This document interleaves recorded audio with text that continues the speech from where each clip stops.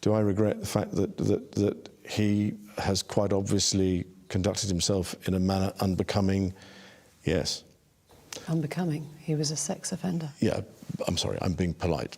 That's Prince Andrew. Well, barely.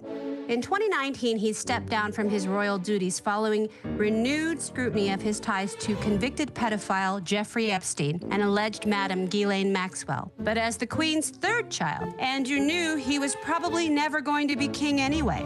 He had all the status and limited responsibility, a position he's leveraged to date models, take luxury vacations, and gain access to powerful people. I'm Margaret Cho, and this is the story of Prince Andrew. Prince Andrew was born on February 19, 1960, in the Belgium suite of Buckingham Palace to Queen Elizabeth II and Prince Philip. You could say Andrew is a fringe royal, someone in the direct bloodline who will likely never have a shot at the throne. He's basically the British Eric Trump. Because of this, life was quite different for Andrew than it was for his older brother, Prince Charles. While Charles was saddled with intense pressure and scrutiny, Andrew had to justify his access to wealth and opportunities. Charles was heir to the throne. Who was he? Like many royals, Andrew and his siblings spent a lot of time with their nanny and governess. When Andrew needed his mother, he supposedly would say, "I want to see the Queen. Will you find out if she's available?" The children dealt with this lifestyle in different ways. Andrew's coping mechanism was to throw spectacular temper tantrums. From ages 8 to 13, Andrew attended Heatherdown, a rigorous all-male boarding school for the insanely wealthy. After Heatherdown, Andrew was sent off to Gordonston, a boarding school which Philip and Charles had also attended. Gordonston had a reputation as the place wealthy kids go to toughen up. Charles fondly described his time there as a prison sentence. Andrew, on the other hand, seemed to fit right in. He was known as a bit of a bully, boisterous, big-headed, and crude. Around campus, he was especially mean to his more reserved little brother, Prince Edward.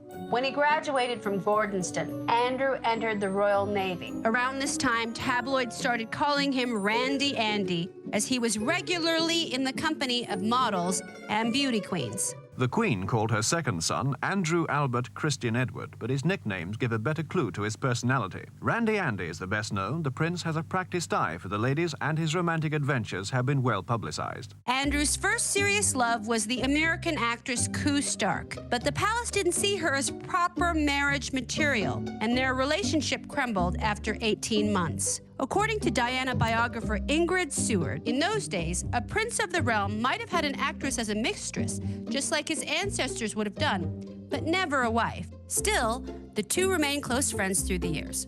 When Epstein's sex trafficking survivor, Virginia Roberts Giuffre, made allegations against Andrew in 2015, Stark jumped to her ex-boyfriend's defense. Then, as now, he was very attractive to women, said Stark. What need would Andrew have for any women to be supplied for forced sex? Andrew had his own unique defenses against these allegations, but more on that later. In 1982, war with Argentina became imminent. Argentines are still being told that a British invasion of the Falklands could come at any moment. The propaganda battle to prepare them for such a war continues unabated.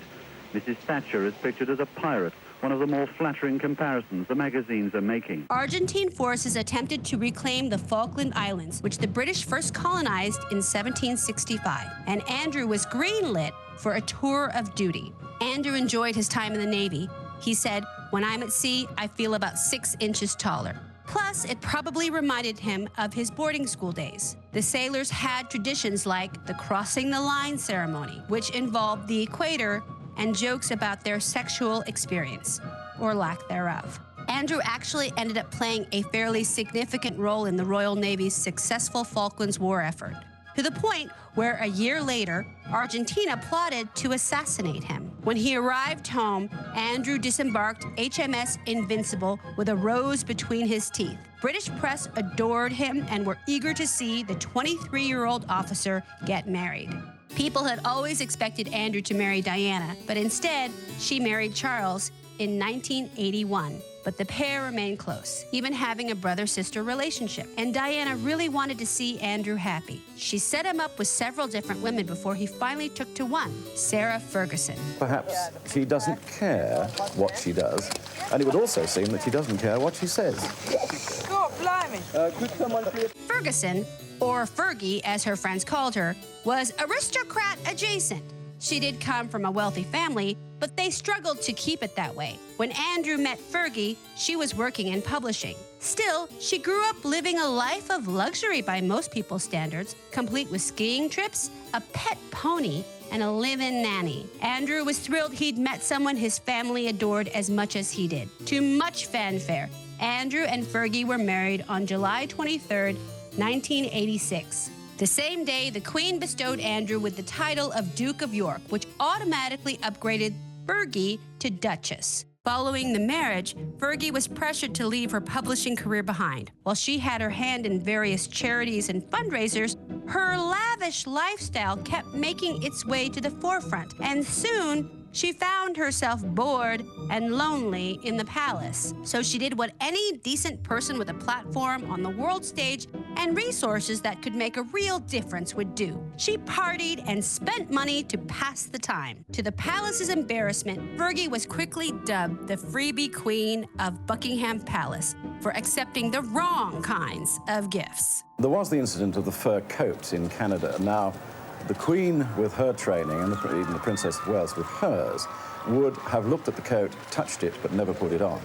She put it on because that is part of the character. Over the course of their marriage, Andrew and Fergie saw relatively little of each other. Andrew was often away on naval business, and in 1990, they spent just 42 nights together. 2 years later, the Daily Mail broke that they were separated. A shock to Fergie and Andrew, who had not made plans to announce a formal separation. 10 years after marrying a prince, Fergie had less than when she started. No woman ever leaves the House of Windsor with her head, she explained.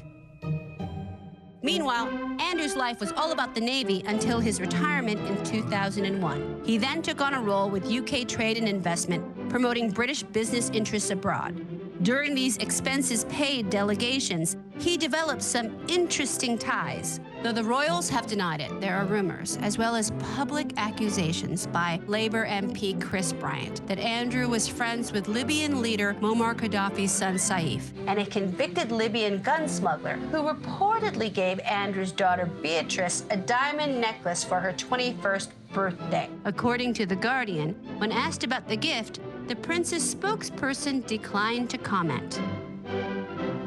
And in 2011, Andrew's ties to child predator Jeffrey Epstein came to light. Since then, more details about Andrew and Epstein's relationship have emerged. They supposedly met in 1999 when Epstein was dating an old friend of Andrew's named Ghislaine Maxwell. Maxwell is currently facing sex trafficking charges in the United States for her role as Epstein's alleged madam. For years, Andrew and Maxwell were quite close. Here she is hanging out in the throne room at Buckingham Palace with disgraced actor Kevin Spacey in 2002. Despite this, Andrew said he and Epstein only saw each other once, maybe twice a year, after the initial introduction by Maxwell.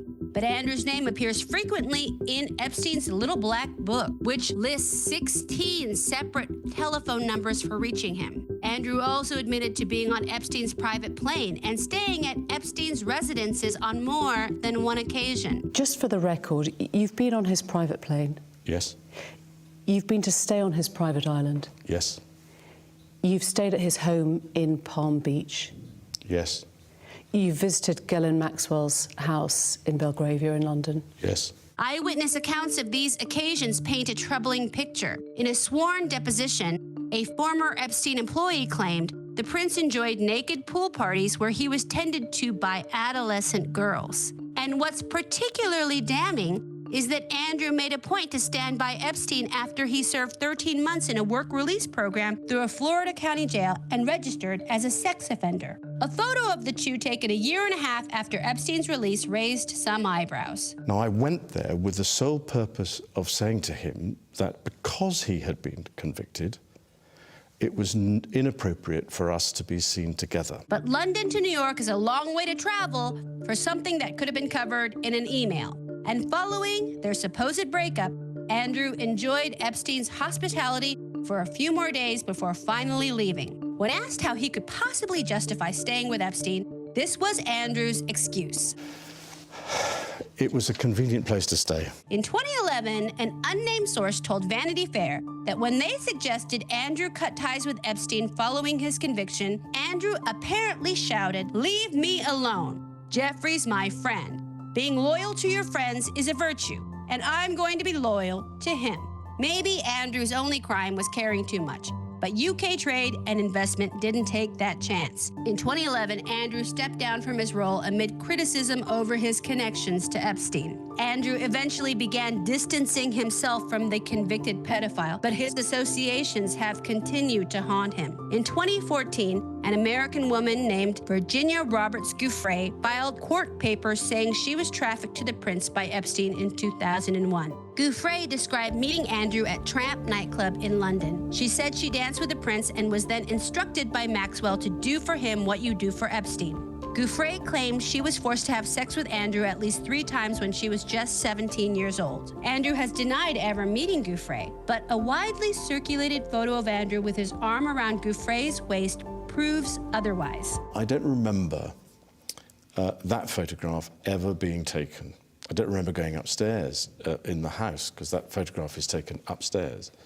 And I'm not entirely convinced that, I mean, that is what I would describe as me in that picture. But we can't be certain as to whether or not that's my hand on her, whatever it is, left side. You think that... Because I have no recollection of that photograph ever being taken. So why would somebody have put in another hand? You think it is you next to her in the photo? Oh, it's definitely me. I mean, that's a picture of me. It's not a picture of... I don't believe it's a picture of me in London. Andrew also responded to one of Gouffre's claims about that night at Tramp. Gouffre recalled Andrew sweating heavily while they danced, but Andrew said that at the time, he was incapable of sweating. She described dancing with you, No. and you profusely sweating, and that she went on to have bath, possibly... There's a slight problem with the sweating, because I have a peculiar medical condition, which is that I don't sweat, or I didn't sweat at the time, and that was... Oh, actually, yes. I didn't sweat at the time because I had suffered what I would describe as an overdose of adrenaline in the Falklands War when I was shot at. Unsurprisingly, this medical condition was quickly discredited by a dermatologist as being implausible to the point of being impossible. But one of Andrew's biggest gaffes was failing to express any sympathy for Epstein's victims. Ultimately, what was supposed to quell rumors about his relationship with Epstein only ended up raising more red flags. The interview was such a disaster that Andrew stepped down from all palace duties. Though Andrew has never been indicted on any charges related to Epstein's alleged sex trafficking ring, rumors kept surfacing about his involvement. A 2021 report by Channel 4 News revealed that the London Metropolitan Police has yet to launch a criminal investigation into abuse allegations based in the UK. This is despite receiving multiple complaints over the years from half a dozen alleged victims. Gouffre herself even provided evidence and potential witnesses. The question is, why? At this point, it's not entirely clear, but the Met Police and Jeffrey Epstein do have a common denominator: Prince Andrew. The Met has long provided Andrew's personal protection, and some people think that his proximity may have been a factor in its decision not to investigate the London complaints. As rumors swirl, pressure is growing from inside and outside the UK for a formal investigation into the alleged London sex trafficking crimes. Meanwhile, in 2020, U.S. prosecutors formally requested that Andrew speak with them voluntarily in order to aid their ongoing investigation into Epstein's history of abuse. According to NBC, the request is similar to a subpoena for Andrew's testimony. I'm not going to comment on anyone's status in this investigation, but I will say that we would welcome Prince Andrew coming in to talk with us. We would like to have the benefit of his statement. Despite claiming that he is willing to cooperate, Andrew has yet to do so. We'll likely learn more in November at Maxwell's U.S. trial, where at least one witness is expected to testify about what happened to her in London. For now, we don't know what exact role, if any, Prince Andrew played. But with all this increased scrutiny, it's no wonder why he's starting to sweat.